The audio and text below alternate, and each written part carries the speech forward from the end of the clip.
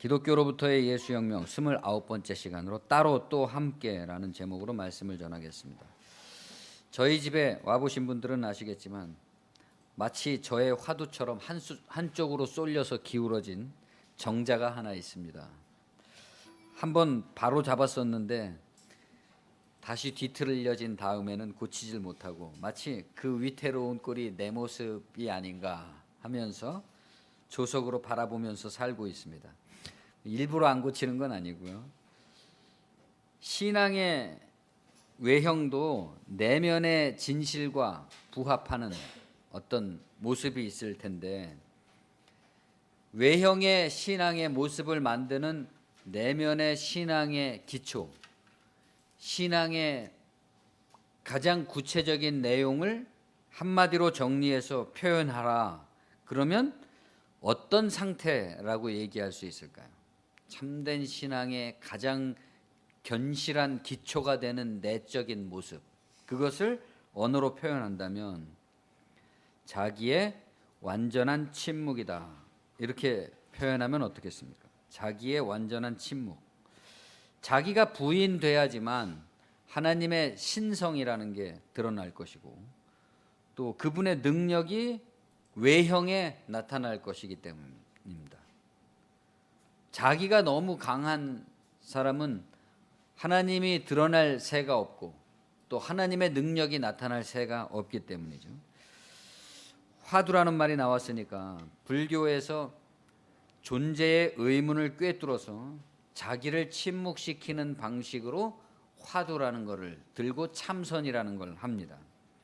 그러니까 참선이라는 것은 논리적인 대답이 곧바로 도출될 수 없는 질문, 굉장히 좀 논리적으로 어려운 질문을, 난해한 질문을 던짐으로써 그 의심을 통해서 논리를 뛰어넘는, 여기서 논리를 뛰어넘는다는 것은 생각, 사유를 뛰어넘는 그런 자아의 정적 상태, 그러니까 오직 그 의문에만 몰두함으로써 자아의 다른 생각들을 다 침묵시켜버리는 그러한 정적 상태에 도달하는 것입니다. 그 목적이, 선의 목적이. 우리 기독교인들이 자주 오해하고 불교도들을 이렇게 폄훼하는 부분이 이런 부분인데요. 그러니까 참선이라는 것은 세상 만사를 다 팽개쳐버리고 산속에 들어가서 도피해버리는 것이다. 현실을 도피해버리고 자아를 말살시켜서 아무것도 책임지지 않으려는 것이다. 이렇게 비판을 하는 겁니다. 그러니까 우리 기독교인들은 그게 아니라는 거죠. 우리 기독교인들은 오히려 현실을 참여하고 책임을 지려고 하는 게 우리 기독교다. 이런 관념이 들어있는 거죠. 물론 절들은 산속에 있고 교회들은 다 세상에 있고 중들은 독처를 하고 목사들은 결혼을 하니까 그렇게 이해할 만도 합니다. 그러나 이런 판단에는 단견적인 오해가 깃들어 있고 또 자기 모순적인 면도 있습니다. 첫 번째로 기독교 복음이 현실 도피가 아닌 참여를 가르치고 있는 것은 맞지만 그 참여의 방식이 십자가의 자기 죽음이라는 2차적, 그러니까 거듭남으로서 2차적 형태의 존재로서 참여하는 것이지 그냥 1차원적 존재로서 참여를 격려하는 것은 아니다 하는 것이고요. 두 번째로는 불교에서 선이라는 것 역시 현실 도피로 끝나는 은둔지향의 목적을 가지고 있는 것이 아니라 이 모순된 현실, 그냥 우리가 다 이 생각이라는 것을 갖고 살아가는 이 현실 속에서는 도저히 해결할 수 없는 이 현실의 문제를 해결하는 방식으로서 명상과 참선을 가르치는 것이다 라는 것입니다. 그러니까 현실을 도피하는 게 아니다 이거죠.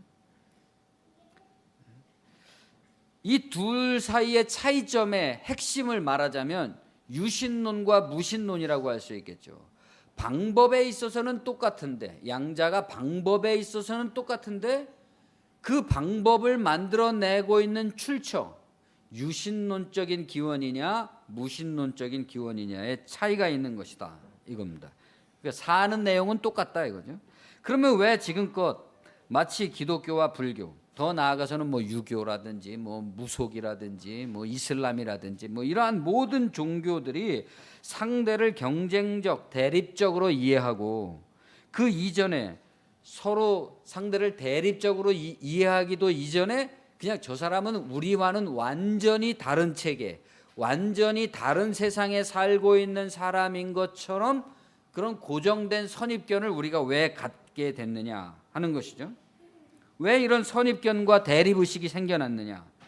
누구의 잘잘못을 따지기 전에 한마디로 말하자면 양자가 다 조직을 갖고 있기 때문이다, 이렇게 말할 수 있을 겁니다. 조직이 없었다면 그렇게 되진 않았겠죠. 조직은 자기의 결집성을 유지하고 강화시키기 위해서 다른 조직과의 차별성을 부각시키면서 차별성을 교리로 하나의 도그마로 내세우면서 그 배타성을 강화해 왔던 것입니다. 고린도전서 11장 19절에서 바울이 너희 중에 파당이 있어야 옳다함을 얻는 자들이 나타날 것이다, 이렇게 말하고 있습니다. 이 말은 파당이 반드시 나쁜 것만은 아니다, 이런 말이죠. 교회 안에 파당이 없는 것이 좋지만 파당이 있다 그래서 나쁜 것은 아니다, 이겁니다. 그러면 왜 파당의 유익한 점은 뭐냐? 파당이 있음으로 말미암아서 누가 더 우월하냐 하는 것이 드러난다. 어느 것이 더 우월하냐 하는 것이 드러난다 그랬습니다. 그러나 부정적인 측면도 동시에 있는 거죠. 우월함으로써 우리가 윤리적으로 또는 어떤 진실에 부합하는 성실함으로 우월하다는 것이 증명되는 것이 아니라 파당을 통해서 세력을 형성해 가지고 우월함을 과시하는 걸로 바뀔 수가 있다는 거죠. 그렇게 되면 어떤 보편적 진리를 전파하는 것이 아니라 파당의 우월함, 파당의 세력을 남들에게 과시하게 되고 전파하게 됩니다. 크리슈나무르티라는 사람이 동방성단이라는 교단을 해체한 얘기를 새겨볼 만합니다. 이 사람은 어린 시절에 신지학회라는 일종의 인위적인 지적 신비주의적 종교 통합단체죠. 그러니까 전 세계의 모든 종교에서 가장 어떤 영적인 부분들을 뽑아서 하나의 종교적 체계를 형성한 그런 영적인 단체라고 할 수 있는데, 그 신지학회에서 이 어린 크리슈나무르티를 미래의 지도자, 세계의 메시아가 될 사람이다, 이렇게 지목을 했단 말입니다. 그러니까 어렸을 때부터 이 사람이 좀 재능이 탁월했던 것이겠죠. 그래서 세계의 교사로 지명되어서 아주 비상한 교육을 받았습니다. 최고의 교육을 받았죠. 그래서 이 사람이 성인이 됐을 때 이제 자신의 교단을 스스로 운영하게 됐는데, 그 자신의 교단을 운영하게 된 첫 번째 사역이 교단을 해체한 것이었습니다. 매우 놀라운 일이죠. 유명한 해체 선언문에서 크리슈나무르티는 진리라는 것은 아무런 조건 없이 인간을 해방시키는 유일한 통로다 그랬습니다. 기억할 만하죠. 아무런 조건 없이 인간을 해방시킬 수 있는 유일한 통로다 그랬습니다. 그러면서 한 가지 비유를 들어서 자기가 왜 조직을 해체해야 되는지, 그 유일한 통로를 위해서 조직을 해체한다는 거죠. 왜 해체해야 되는지를 이렇게 말했습니다. 어느 날 어떤 사람이 진리를 깨달았다는 것입니다. 그러자 악마가 탄식을 했습니다. 아, 이제 우리는 망했다. 저 사람이 진리를 깨달았으니. 그러자 연륜이 지긋한 다른 악마가 이렇게 말했다는 겁니다. 걱정하지 말아라. 저 사람에게 내가 조직을 만들게 하면 된다. 옛날 신학교 시절에 교회사 시간에 로마 카톨릭에 대한 의론이 논쟁이 학생들한테 이제 일어났습니다. 대개 우리 개신교 입장에서는 로마 카톨릭에 대해서 굉장히 부정적이고 비판적으로 다루죠.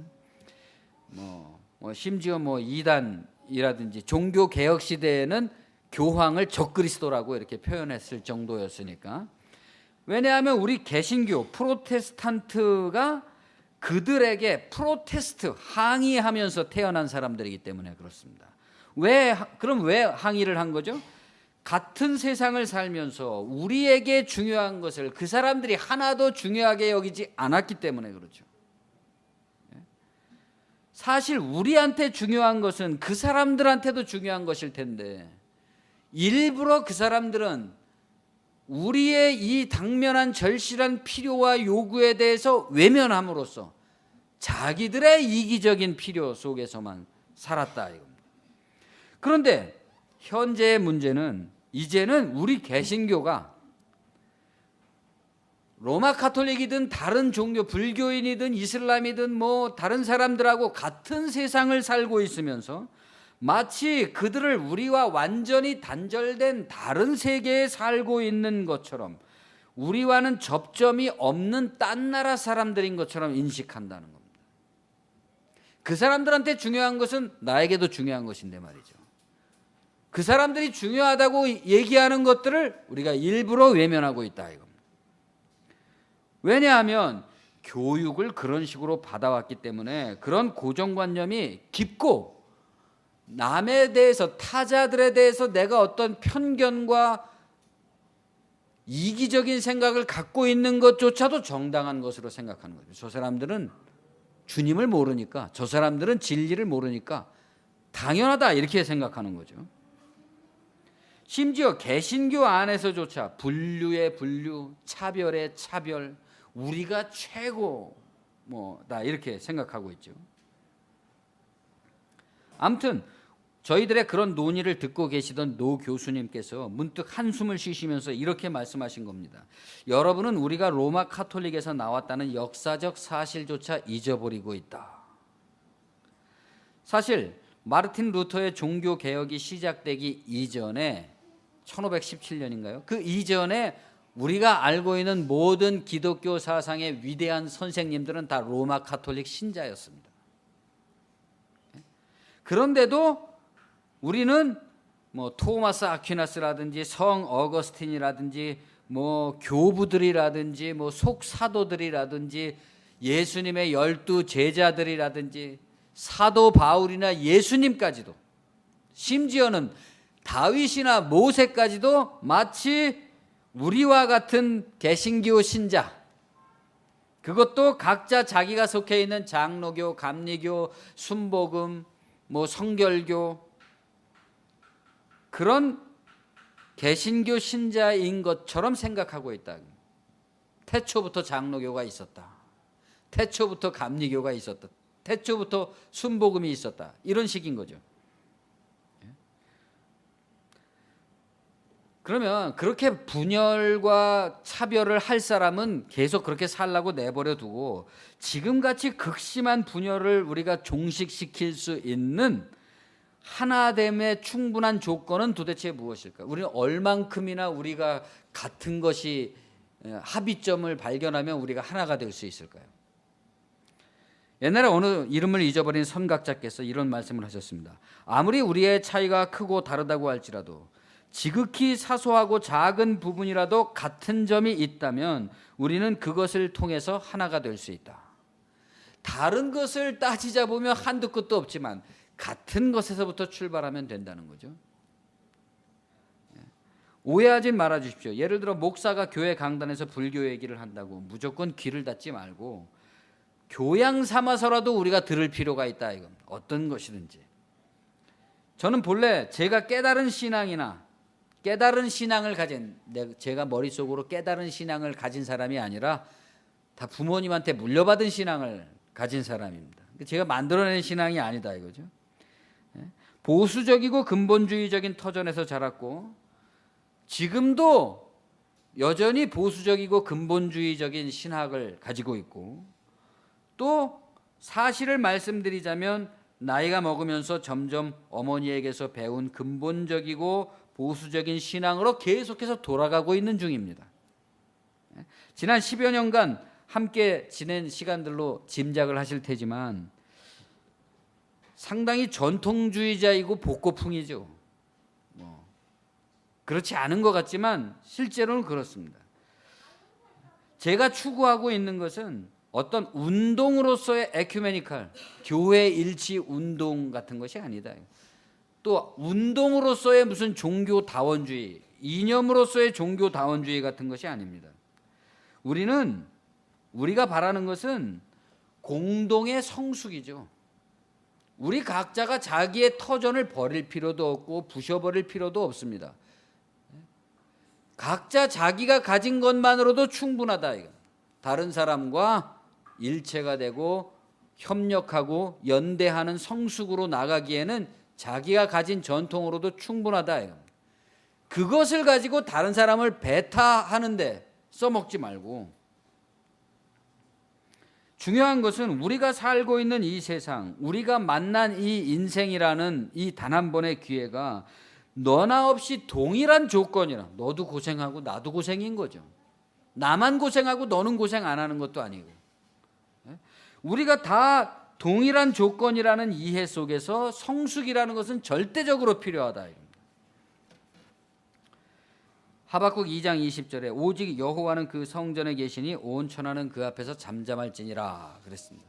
그러니까 예배 드릴 때 많이 사용하는 말씀이잖아요.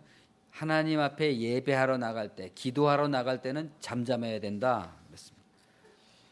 기독교적으로 이해한다면 불교의 선이라는 것은 기독교인이 하나님의 임재 앞으로 나가기 위해서 하나님의 면전에서 완전히 잠잠해져야 되듯이, 자아가 만들어내는 이 현실을 뚫고, 그러니까 우리가 지금 이 현실 이렇게 생각하고 있는 건 나의 생각이 만들어낸 거잖아요. 그러니까 나의 생각이 만들어낸 이 현실이라는 관념을 뚫고 본질, 이 나의 자아라는 생각이 사라졌을 때, 없을 때, 내가 태어나지 않았을 때도 존재했던 본질, 그 원리, 법, 그 하나님의 세계로 들어가는 자아를 뛰어넘는, 그래서 어려운 말로 이걸 초극이라 그러잖아요. 초극, 자아를 초극하는 방식이 선이다, 불교에.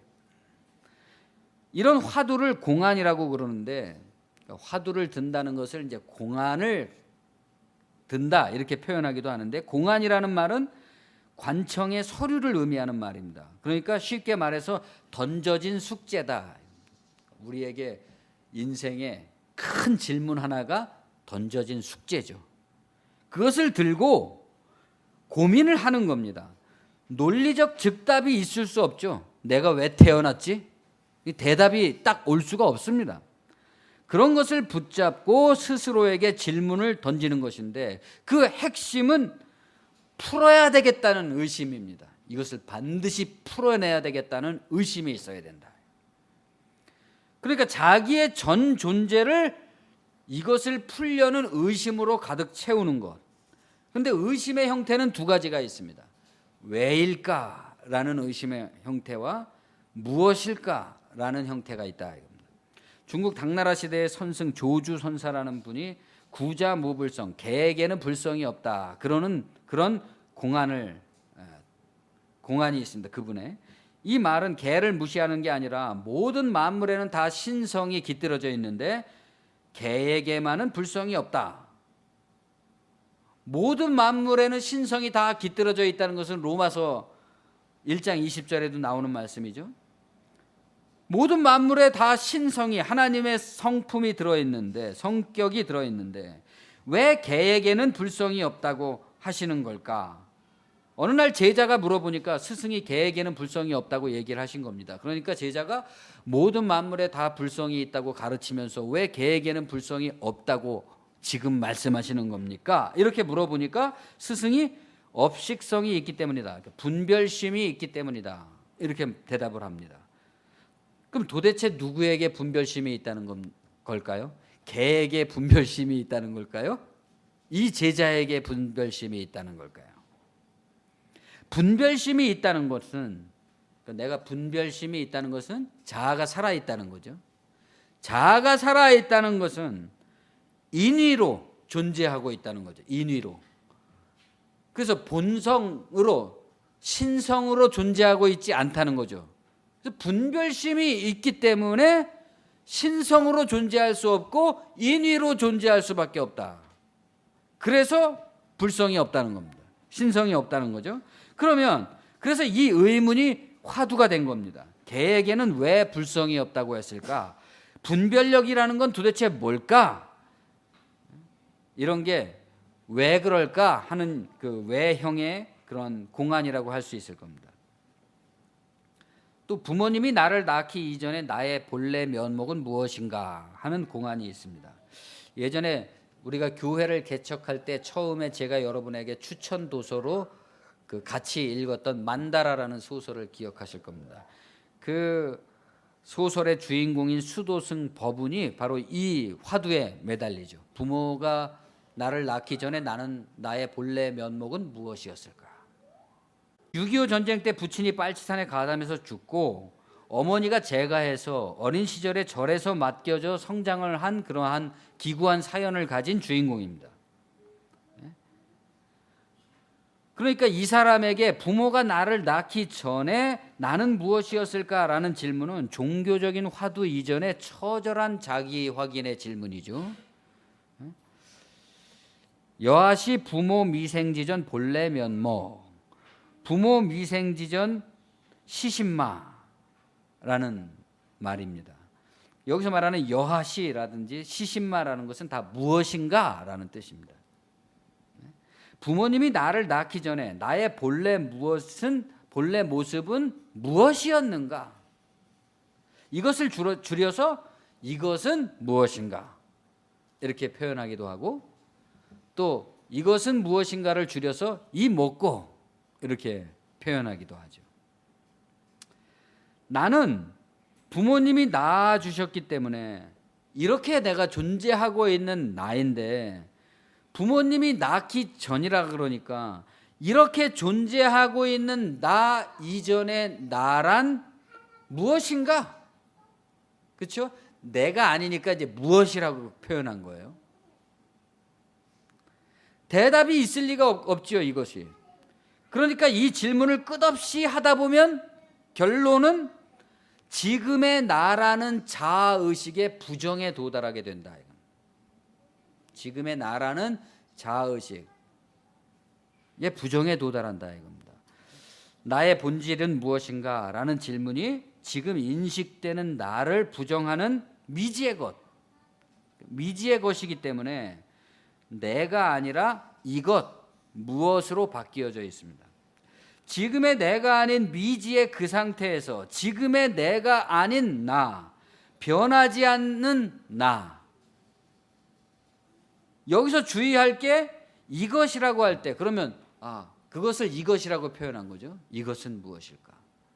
그렇지만 우리가 이것은 무엇인가라고 화두를 들 때 이것에 대해서 상상을 하면 안 된다. 어떤 거를 지정해 놓으면 안 된다 이겁니다. 예를 들어서 부모가 나를 낳기 이전에 나는 무엇이었을까? 개였을까? 소였을까? 이러면 안 된다는 겁니다. 그냥 그것을 완전히 모르는 거예요. 그냥. 성철 스님은 이것은 무엇인가라는 화두를 의심할 때 그렇기 때문에 반드시 전제를 붙여야 된다 그랬습니다. 마음도 아니고 생각도 아니고 부처도 아닌 이것은 무엇인가라는 식으로 의심을 해야 된다. 부모님이 나를 낳아주기 이전에 나의 모습은 무엇이었을까라고 할 때 그 나의 모습이라는 것은 생각도 아니고 나의 생각도 아니고 나의 느낌도 아니고 나의 자아의 생각으로 상상할 수 있는 그 무엇이 아니라는 거죠. 벌써 내가 상상하면 그게 아닌 거죠.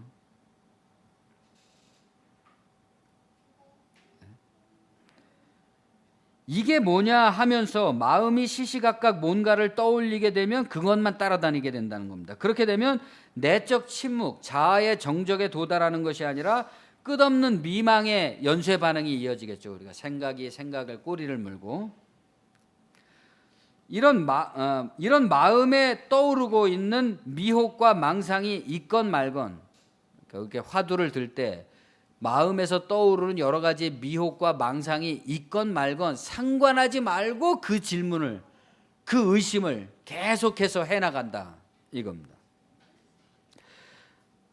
그러니까 형식은 묻는 거지만 결과적으로 얻어지는 상태는 자아의 의식 너머에 대한 어떤 인식, 깨우침, 영감이죠. 사실 이런 논의는 쉽게 말로써 할 수 있는 게 아니죠. 왜냐하면 선승들의 공안이라는 것은 언어와 논리를 통해서 설명되는 것이 아니기 때문에 그것을 말과 논리와 사유가 끊어진 자리에 대한 인식을 말하고 있는 건데, 그것을 말로 표현한다는 것은, 풀이한다는 것은 어불성설이죠. 그러면 이런 게 도대체 어떤 의미에서 중요하냐? 어떤 사람이 자기의 일생을 바쳐서 가만히 앉아가지고 부모가 나를 낳기 전에 나의 본래 모습은 무엇이었을까? 걔에게는 불성이 없다 그랬는데 왜 그랬을까? 그것만 생각하는 이런 일의 의미는 뭐냐 이겁니다. 논의의 핵심은 인간의 구원의 방식입니다. 인간이 어떻게 구원받을 수 있냐. 다 사람이 절망과 멸망에 빠져 있는 것은 자기에게 빠져 있는 거잖아요. 자기 상태에. 그러니까 사람이 구원받는 것은 자기에게서 벗어나는 거죠. 이 자기에게서 벗어나는 것을 우리는 하나님의 세계에 들어간다고 말하는 것이고, 무신론자들은 뭐 해탈, 자기에게서 벗어난다는 얘기죠. 말 그대로. 자아의 부정과 초월을 통한 인식상의 변화, 기독교적으로 말하자면 하나님과의 합일, 그러니까 내가 없어짐으로써 나의 모습은 간 곳이 없고 구속한 주만 보이도다. 그래서 하나님과의 합일이고 그분의 권능, 임재 안으로 들어가는 것입니다. 기도라는 것도 그렇고 뭐 다 그렇죠. 이 상태에서 새로운 윤리가 나오죠. 그 상태에서 지금 내가 그 하나님의 임재 안에 들어가지 못했을 때는 나의 윤리, 이게 뭡니까? 율법이죠. 내가 만들어낸 반드시 이래야만 된다는 율법에 의해서 살아가기 때문에 이 사람은 어때요? 반드시 정죄를 받게 되어 있다는 겁니다. 반드시 보복을 받게 되어 있다는 거죠. 그러나 그러한 데서 나오는 율법의 윤리가 아니라 자기를 부인했을 때 하나님의 세계 속에서 나오는 새로운 윤리, 나의 모습을 있는 그대로 받아들여주고 나에게 언제나 생명이 충만하게 하는 그 상태에서의 윤리가 나와야 되는데, 그러한 윤리를 통한 성숙한 연대를 통해서 개인도 구원받고 세상도 구원받는 게 목적이다 이거죠. 그러니까 한 사람이 나의 본래의 모습은 무엇이었을까라고 참선을 하는 그 의미는 자기도 구원을 받고 세상도 구원하는 것이다 이겁니다. 진리 상태, 하나님 나라에 있어서는 나와 내가 차별이 없기 때문이죠. 벌써 내가 사라졌고 네가 사라졌기 때문에 너와 나는 차별이 없어진 거죠. 차별도 아니고 대립도 아니고 정복도 아니고 평화와 공존인 것이고, 그래서 최상의 지혜라고 표현하는 것입니다. 최상의 지혜. 다만 불교도는 자기를 부인하는 방법과 기술적 측면, 그러니까 하나님 어떤 신성의 능력에 주의를 기울이는 거죠. 어떻게 하면 기술적으로 더 확실하게 벗어날 수 있는가, 이것에 집중하는 사람들이 불교도라고 한다면, 우리 기독교인들은 그러한 우주적 원리를 운용하시는 하나님의 현존, 신성에 더 주의를 기울인다 이겁니다. 양자가 다 필요한 거죠. 무신론이든 유신론이든 그 윤리적 비전에 있어서만큼은 같다 이겁니다. 물론 인격적인 인간의 존재적인 특성에 더 부합하는 유신론이 더 우월하다고 주장할 수 있습니다. 우리가 지금 그렇게 주장하고 있는 거죠. 그러나 반대편의 무신론자들은 무신론적 이해가 더 합리적이고 포괄적이다. 그래서 그게 더 우월하다고 주장할 수도 있겠죠. 왜냐하면 그 사람들이 판단하는 입장에서 본다면 신성이라는 신비를 내세워서 이러한 새로운 윤리적 비전에 도달하지 못한 편협한 종교인들이 조직을 통해서 그 신성을 우려먹으면서 이용하면서 서로를 배타적으로 하면서 이 지혜에 도달하는 길을 가로막고 있기 때문에 그 사람들의 입장에서 보면 종교를 그렇게 비판할 수 있겠죠. 그러나 서로의 교리적 차별성보다는 지식과 지혜로 설득할 수 있는 열린 교제와 윤리적 연대에 주의를 기울이는 게 유익하다. 왜냐하면 우리가 무엇을 받아들이든지 배척하든지 뭐 평양감사도 자기 싫으면 그만이라는데 그건 자유지만 서로가 평화롭게 공존해야 된다는 것은 호불호를 떠난 문제이기 때문에 그렇습니다. 존재의 본질이라는 것은 나라는 지금의 생각, 나라는 지금의 생각이 나인 거죠.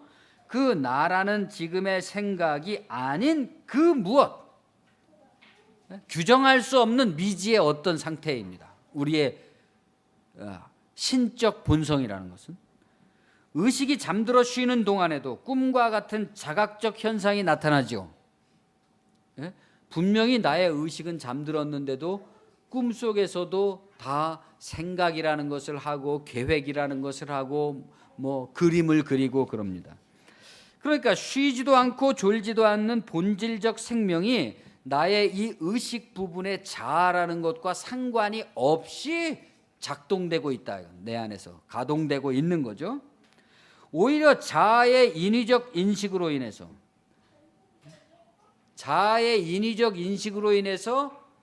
나라는 본성의 어떤 경험이 순수 경험이 아니라 재생 경험이 되고 만다. 그러니까 매 순간 우리가 신성의 존재로서 살아간다면 우리가 부딪히는 모든 경험이라는 것이 매 순간 첫 경험이 되는 거죠. 새로운 경험이 되는 건데 우리의 자아가 그것을 가로막고 있기 때문에 자아는 내가 옛날에 가졌던 생각들, 경험했던 기억들, 받은 상처들, 가지고 있는 선입견과 고정관념들 이런 것에 의해서 모든 경험을 첫 경험이 아닌 재생 경험으로 바꾼다는 겁니다. 우리가 어렸을 때는 어떤 무슨 일을 경험할 때 뭐든지 다 호기심에 넘치고 살아있는 생명력을 느꼈는데 이제는 다 모든 게 시들해져 버렸다. 왜? 다 경험해 본 것이고 다 아는 것이고 뭐 해봤자 다 소용없다는 것을 아는 그런 얘기이기 때문에 그렇습니다. 그래서 선입견과 고정관념에 의해서 죽은 경험이 되고 짜증스럽고 피로한 이미 알고 있는 일의 헛된 반복일 뿐인 인생이 돼버린 거죠. 이런 상태에서는 즐거움도 쾌락도 그 신선함이라는 것이 다 부패해 있기 때문에 더 이상 삶의 신선한 감각이 나올 수가 없고 무감각해지고 관심이나 사랑이나 그런 열정이 도무지 안 생기죠. 이런 결핍 상태가 오래된 것을 우리는 우울증이라고 그럽니다. 열정이 상실됐다는 것. 그 열정이 상실됐으니까 그럼 열정을 어떻게 채워 넣어야 되겠습니까? 막 발전기를 충전하듯이 기계적으로 고양을 시킵니까? 억지로? 만일에 고양되는 방법이 있다고 할지라도 인생의 열정이라는 것을 다시 회복하는 방법이 있다고 할지라도 그 단초가 있어야 된다. 뭔가 단초가 있어야 된다. 그냥 인생의 열정을 회복해야지 그러면서 막 나댄다 그래서 되는 게 아니다. 그 단초라는 게 뭡니까? 우리가 어렸을 때는 이 세상이 다 열심히 하면 성공한다. 착하게 살면 행복해진다. 뭐 내가 선한 마음을 하면 사람들이 다 알아준다. 이렇게 알고 굳게 믿고 살잖아요. 그러나 어느 날 어른이 되고 나면 그런 생각 더 이상 안 합니다. 오히려 반대로 생각해야 되는 측면들이 많죠. 세상이 교활하기 때문에. 그래서 옛날 어린애 같은 소리로 믿고 살아가는 사람은 세상에서 반드시 어리석은 사람이 되게 돼 있죠. 그건 똑똑한 사람이 아닙니다. 그건 어른이 아니죠. 우리는 잃어버린 에덴 동산을 회복할 수가 없습니다. 이 세상에서는. 소시적의 열정, 그 에덴 동산이라는 것은 회복이 안 될지라도 그럼 어떻게 합니까? 포기하고 살아가나요? 우울증을 안고 살아가나요? 그게 아니라 우울증을 안고서라도 살아가기 위해서 이를 갈면서라도 살아남아야 될 가나안은 있어야 되는 거죠. 내가 이 일을 갈고서라도 이 기간을 통과해야 되겠다라고 하는 광야로 가는, 가나안으로 가는 광야의 길은 있어야 된다. 이런 게 바로 빅터 프랭클 박사가 아우슈비츠의 실존 경험을 통해서 창시한 로고테라피라는 의미 치료라는 정신의학의 분야일 것입니다. 내용일 것입니다. 아우슈비츠에서 가족도 죽고 자신의 모든 연구 노트가 게슈타포에게 발각돼서 뺏기고 소각당했을 때 이 빅터 프랭클 박사가 죽음을 생각하게 되는데, 그때 그 자기에게 배당받은 그 죽은 사람의 옷, 그 포로의 옷 속에, 주머니 속에서 이스라엘 사람들이 기도할 때 쓰는 기도문 쉐마의 한 구절을 발견합니다. 내 영혼과 힘을 다해 내 주 하나님을 사랑하라. 신명기에 나오는 말씀이죠. 그런 문장이 적힌 쪽지를 발견하는데, 이 빅터 프랭클은 그 내용을 정통적 의미, 종교 어떤 성경적 의미로 이해하기보다는 죽음이나 고통이 닥치는 순간일지라도 삶은 긍정될 수 있다라는 가능성으로 발견하게 됩니다. 그래서 이 가능성의 핵심은 뭡니까? 나에게 지금 닥치고 있는 고통이나 죽음이 문제가 아니라 나의 반응이 문제라는 거죠. 이 가능성의 핵심은 반응에 있는 거죠.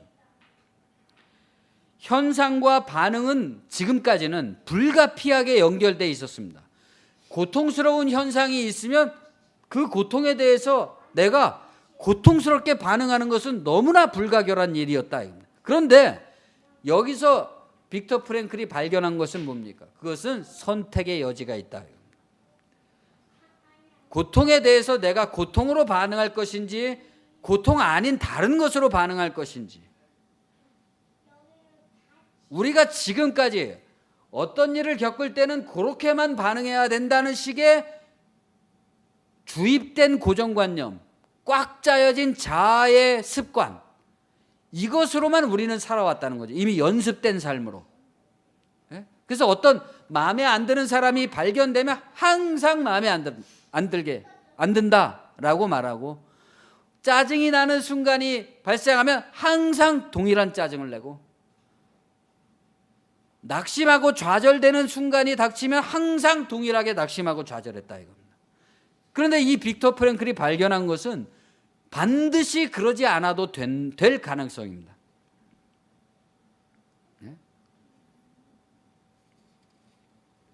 이 반전이 아우슈비츠 죽음의 수용소를 빅터 프랭클 박사의 실험실로 바꾸어줬습니다.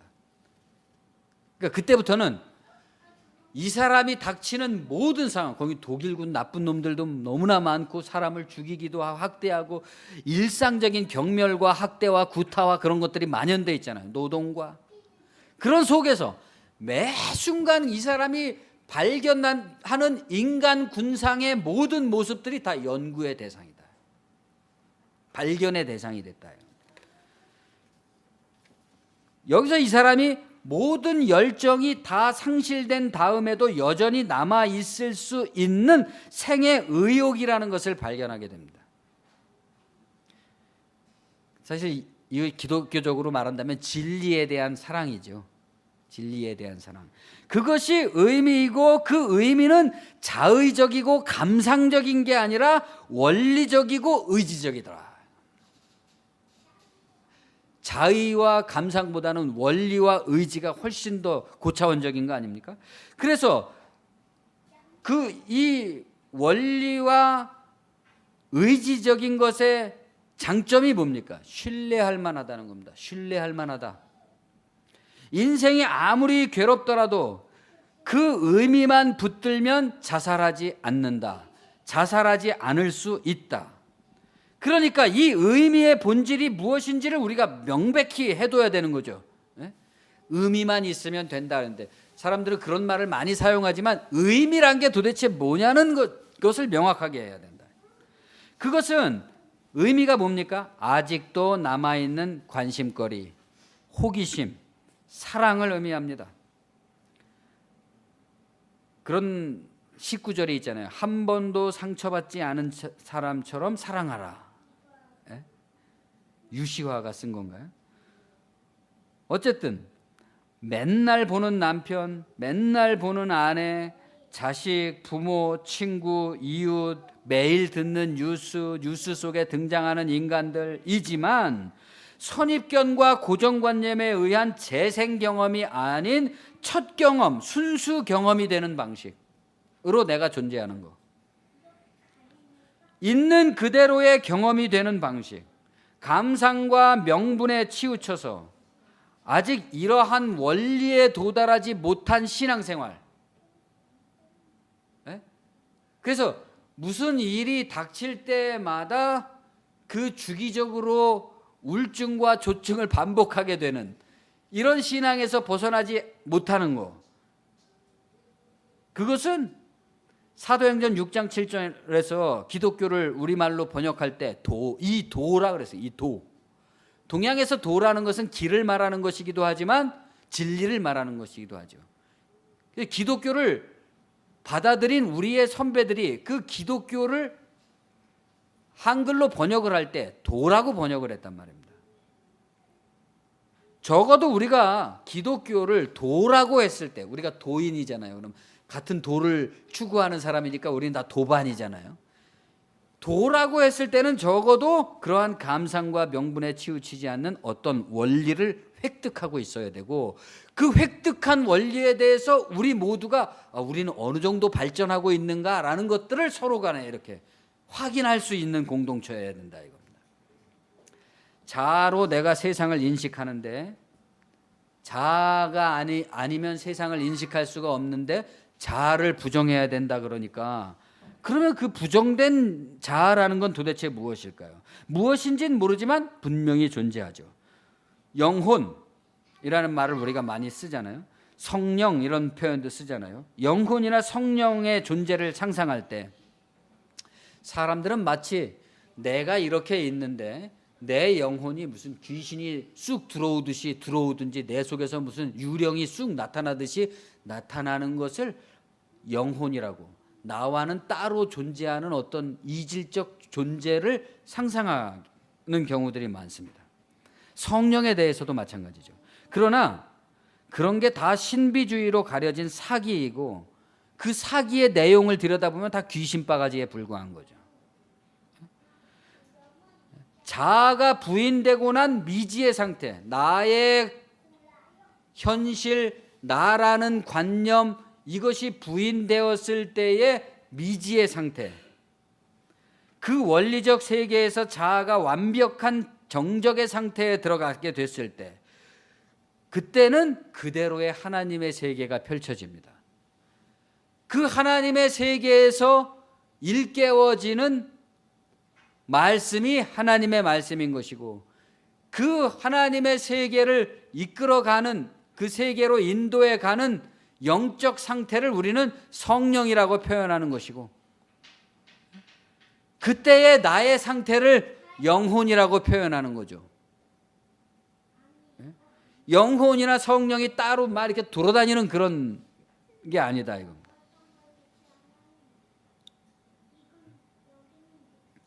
그러니까 그것은 무엇일까라고 했지만 사실은 그것이 아니라 어떤 상태를 말하는 거죠. 내가 지금 이 자아의 상태로 존재하고 있는 이 상태가 아닌 어떤 상태. 그런데 다시 생각해 보면 이 부분이 이제 중요한 겁니다. 다시 생각해 보면 이 편이 있기 때문에 저 편이 있는 거죠. 그렇죠? 자아라는 게 있기 때문에 영혼이라는 것도 있는 거죠.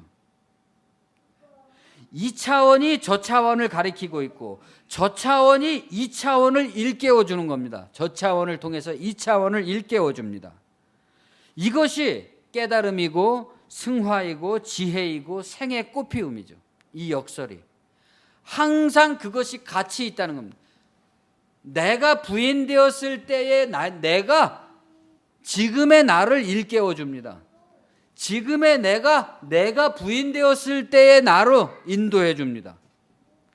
그렇기 때문에 이러한 역설 속에서, 고통 속에서 꽃이 피고, 아픔 속에서 치유가 일어나고, 혼란 속에서 질서가 있고, 고생 속에서 낙이 있고, 가난함 속에 풍부함이 있고, 고독함 속에서 가득함이 있습니다.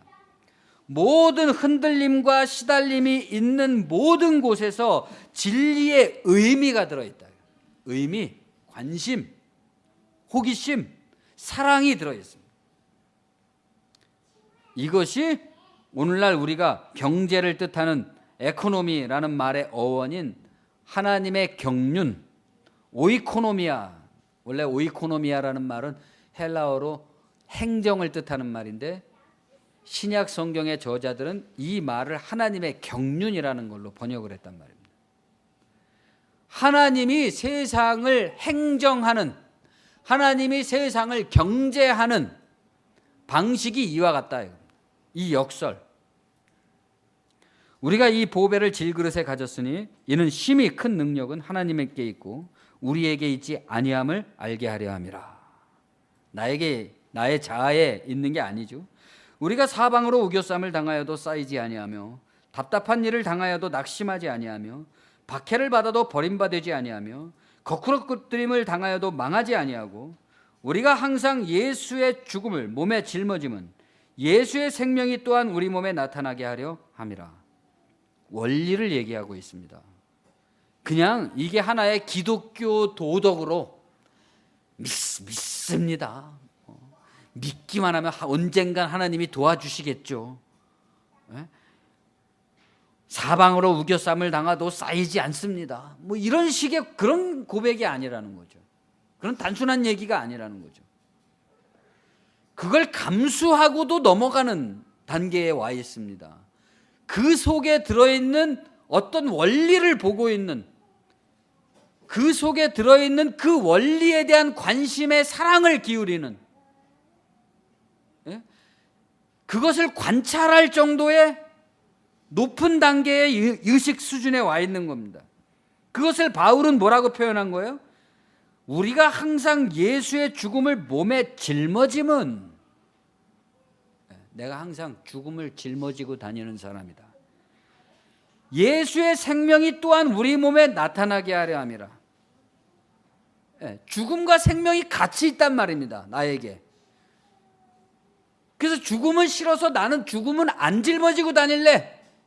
주님, 나에게는 오직 평화와 안전과 행복과 즐거움만 주시옵소서가 아닙니다. 죽음이 항상 있어야 되는 거예요. 그게 증명되기 위해서는. 죽음이 없는 삶, 인생 왜 이렇게 힘들게 살아, 뭐 이런 따위의 신앙생활이라는 것은 없다. 생명이 나타나게 하려면 죽음을 짊어져야 됩니다. 우리 살아있는 자가 항상 예수를 위하여 죽음에 넘겨짐은, 예수를 위하여, 진리를 위해서 죽음에 넘겨짐은 예수의 생명이 또한 우리 죽을 육체에 나타나게 하려 함이라. 그런즉 사망은 우리 안에 역사하고 생명은 너희 안에 역사하느니라.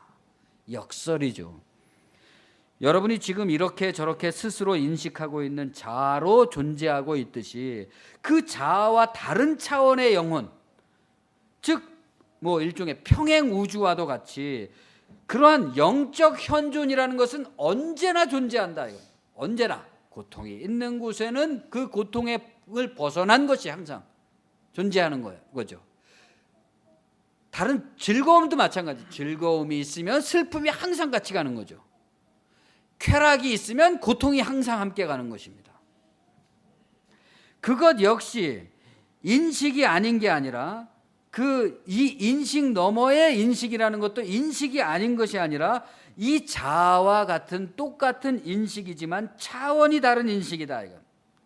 그렇기 때문에 이 인식과 저 인식이 같이 가는 것이고 상호 교직하는 것이죠. 그래서 같이 가는 것을 이해하고 있는 사람이 지금 바울이 얘기하고 있는 사람입니다. 그게 같이 가고 있다는 원리를 이해하는 사람이에요.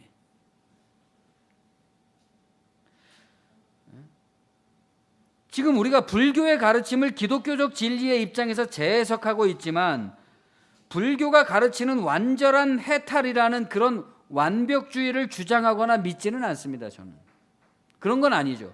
우리 기독교는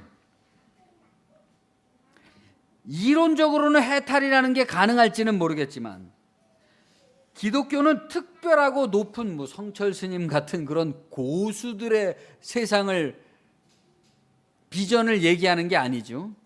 기독교는 높은 소수보다는 낮은 보편을 추구합니다. 예? 낮은 것 속에서 높음을 발견하는 게 기독교죠. 낮은 것 속에서 사람들이 낮게 생각하는 거, 천하게 보는 거, 경멸하게 보는 거, 우습게 생각하는 거, 그 속에서 고귀함을 보고 신성을 봅니다. 사도 바울의 말씀처럼 우리는 사망의 몸을 안 가진 게 아니라 가지고 있는 거예요. 그러니까 낮은 사람, 힘겨운 사람, 고통하는 사람이 나의 사망의 몸을 인식시켜준다. 그를 통해서. 선생님입니다. 선생님.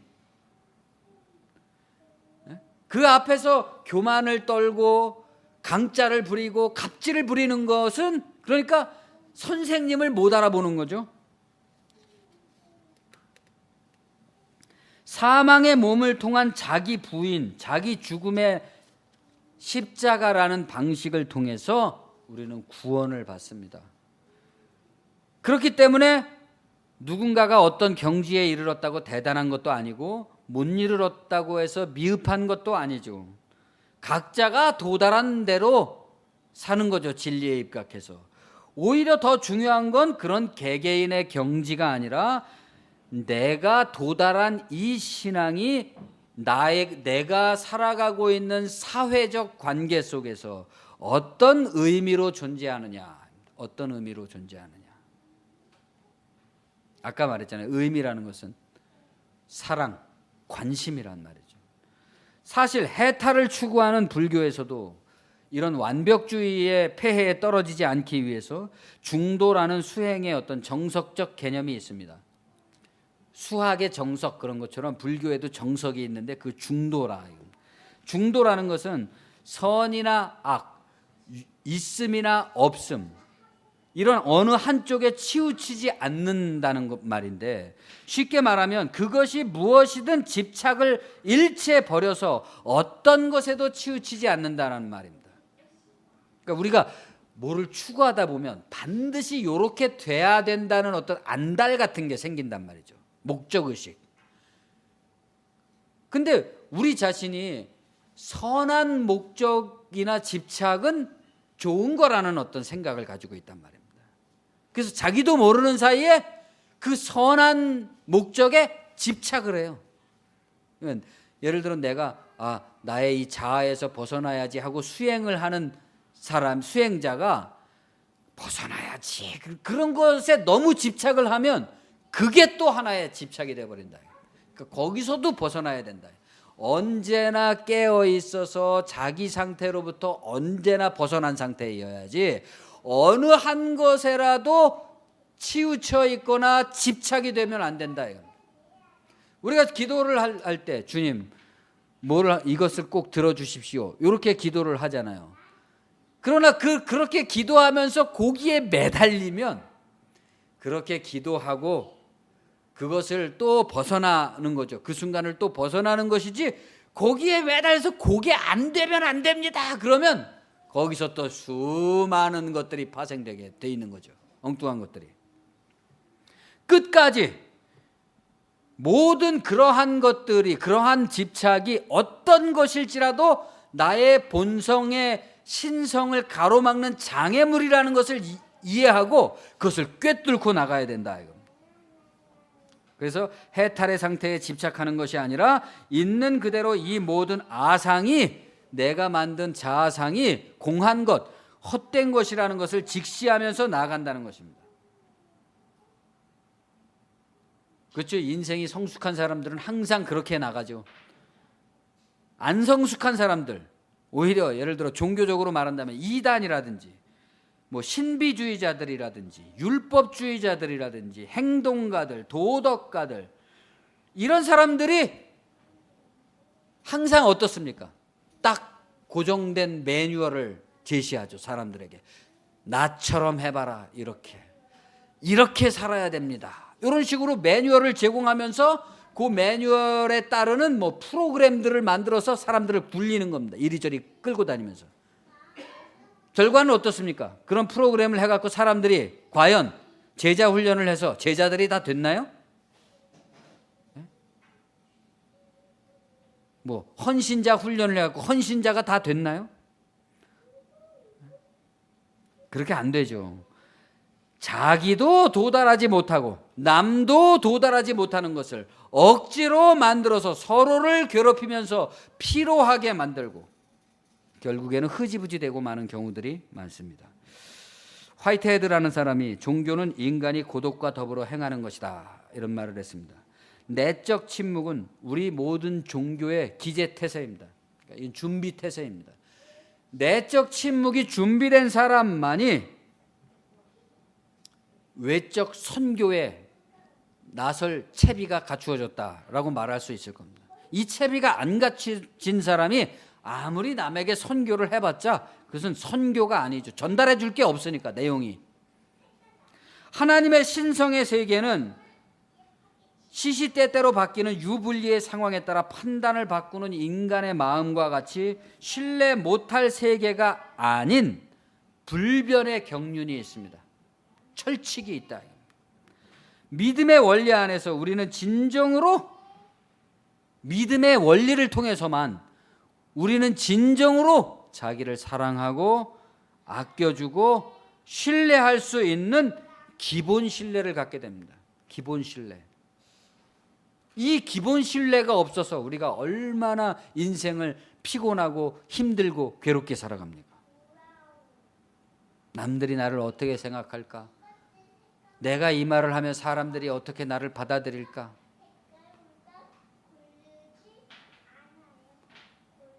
완전하고 편안하고 자유로운 나를 표현하는, 그렇게 표현해도 아무런 거리낌이 없는 기본 신뢰,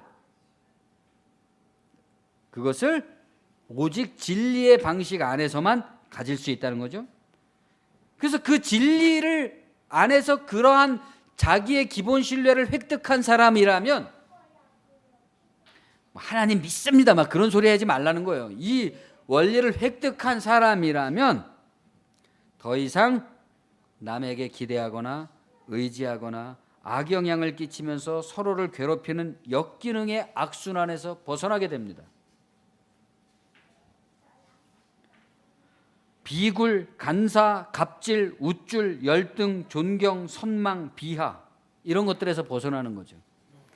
그렇게 되면 자신의 삶의 모든 경험들에서 사랑과 관심, 의미가 나타나는데, 그래서 경이로움과 놀라움이 나타난다기보다는 드러나는 거죠. 드러나는데 그 중에서도 가장 경이로움과 놀라움이 나타나는 경우가 어떤 경우입니까?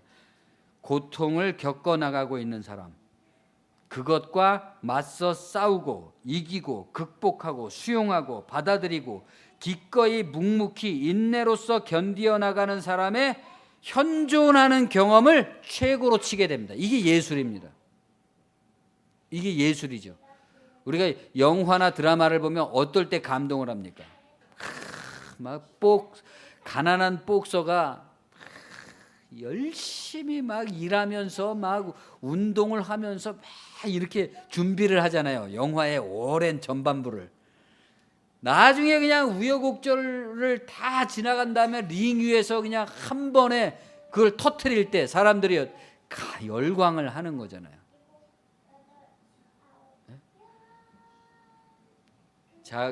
자기에게, 어떤 사람에게 직면한 극한의 고통을 극복해 나가는 과정, 거기서 우리가 경이로움과 기쁨을 느낍니다. 왜 이것이 인생 최고의 경험일까요? 그것 외에는 이 진리의 구원이라는 것을 구현할 수 있는 방법이 없기 때문이죠. 그런 방식이 아니면. 우리 존재의 매 순간 살아있는 의미와 목적을 알기 위해서는 자기의 내면을 탐구해야 됩니다. 존재의 시면에는 내면의 영역이 있는데 자아가 알지 못하고 도달할 수 없는 자아의 집착과 이기심이 그친 공평하신 하나님의 신성이 거주하는 영역이 있다. 내 속에 영혼이 거주하는. 그러나 이런 개인의 신비주의는 그 목적을 윤리적 공동체에 두어야 된다. 우리 모두가 다 이러한 신비적 잠재력을 일깨워서 두세 사람이 모인 곳에는 나도 항상 너희 중에 있다 하신 말씀처럼 혼자 기도하는 신비로는 요만한 일밖에 못하지만 많은 사람이 함께하는 예배의 신비, 집단적 신비 속에서는 엄청난 기적이 나올 수 있는 거죠. 상상할 수 없는 영의 능력, 이 실제의 능력이잖아요. 신성의 능력이 나타날 수 있는 거죠. 그러한 윤리적 공동체로 나아가야 된다. 저도 여러분도 우리의 주된 관심을 지난 오랜 시간 동안 내적 침묵을 완전히 얻고자 하는데 집중해 왔습니다. 계속 정진해 나가야 됩니다. 그러나 동시에 주님의 말씀처럼 우리의 어떤 공동의 이 신비의 잠재력을 일깨워 나가야 되겠죠. 우리의 신앙의 잠재력이 세상을 향한 연합의 신비로 이어져 나가야 됩니다. 그것이 어떤 형태일까요? 내가 도대체 나 같은 사람이 무엇을 할 수 있을까요? 아닙니다. 내가 아니라 하나님이 하시기 때문에 의심과 주저는 있어도 없어도 상관이 없습니다. 없어야 된다. 그게 집착이라니까요. 그런 게 있는데 다 있게 마련인데 상관이 없다. 하나님이 하시기 때문입니다. 하나님을 신뢰하고 그분께 모든 일을 맡기십시오. 인생의 모든 문제를 하나님께 맡기십시오. 어렵고 무거운 길이 아니라 의외로 아주 단순하고 쉬운 대답을 주실 겁니다. 주님께서 여러분을 진리의 도구로 쓰시기 바랍니다. 기도하겠습니다. 주님 은혜를 감사합니다. 우리가 따로 하나님의 신성 가운데 우리 내면에 주신 이 인식의 능력을 통해서 그것을 부인함으로써 얻게 되는 그 영역을, 그 속에서의 구원을 우리가 발견하듯이 또한 함께 그러한 신비의 교제가 가능해진 사람들과 더불어서 이 세상을 더욱더 행복하고 관심이 넘치고 경이롭고 감동 있는 곳으로 만들어갈 수 있도록 주님, 우리가 힘과 지혜와 사랑과 열정을 모을 수 있도록 주님, 우리 각 사람을 먼저 내면으로부터 일으켜 세워주시고 또 우리 사회가 그러한 진리의 터전 위에서 상대를 배타적이고 미워하고 대립적인 고정관념에 의해 살아가는 것이 아니라 경이로운 대상으로 바라보고 관찰과 호기심으로 서로 연대하고 교제하며 그 사귐을 통해서 새로운 지혜의 세계로 나아갈 수 있는 그러한 비전을 이끌어갈 수 있는 교회가 탄생되게 도와주시고 그러한 힘이 결집되게 도와주시고 그러한 선도하는 능력이 우리 한국 사회가 맞이하고 있는 위기와 변화의 또 기회의 이 시간들을 더욱 성숙한 것으로 만들어낼 수 있는 원동력이 될 수 있도록 주님 우리를 사용하여 주시옵소서. 예수님의 이름으로 감사하며 기도합니다. 아멘.